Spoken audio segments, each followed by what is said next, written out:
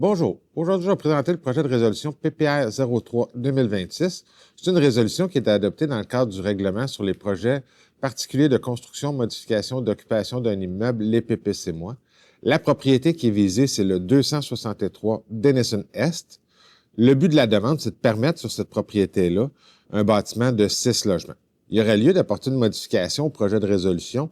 À l'article 3.1, on avait une esquisse du bâtiment qui était projeté. Il faudrait la changer pour celle qu'on voit à droite sur l'écran. La propriété qui est visée, comme je le disais, 263 Denison Est. Le but du projet de résolution permet un bâtiment de 6 logements sur 3 étages. On voit l'aménagement du terrain là, dans le croquis d'implantation. Là, on voit présentement à l'écran, dans le fond, c'est le croquis du bâtiment avec les couleurs, les matériaux. On a l'aménagement paysager aussi sur le plan à droite. La nature, dans le fond, du projet particulier, comme on voit là à l'écran avec en fonction des normes actuelles, on viendrait permettre une marge latérale de 2 mètres alors que la norme est de 6 mètres. On viendrait également permettre un bâtiment de 6 logements alors que la norme pour la zone visée, c'est un minimum de 9 logements par bâtiment.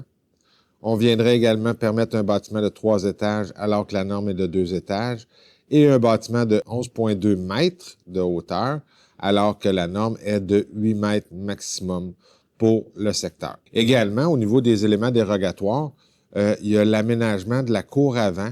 Dans le fond, l'aire de stationnement en cour avant va totaliser un pourcentage d'occupation de 37,6 % alors que la norme pour les bâtiments de 5 logements et plus est de 30 % maximum.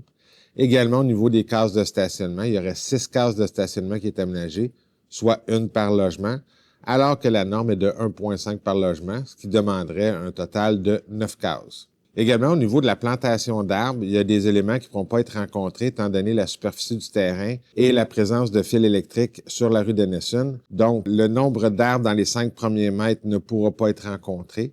Tout ce qui est le nombre minimal requis ne pourra pas être fait. Et un arbre à grand ou moyen déploiement ne pourra pas être planté à côté de l'entrée charretière.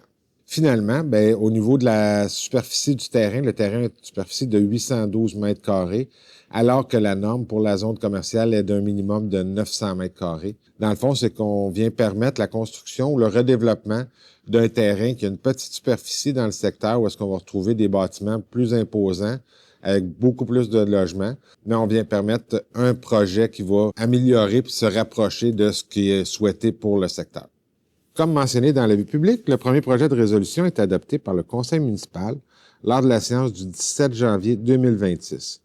Le projet va faire l'objet d'une assemblée publique de consultation qui sera tenue à l'Hôtel de Ville le 18 février 2026 à 18h30, au cours de laquelle on va expliquer le projet de résolution, les conséquences de son adoption, puis on va entendre les personnes qui désirent s'exprimer sur le sujet.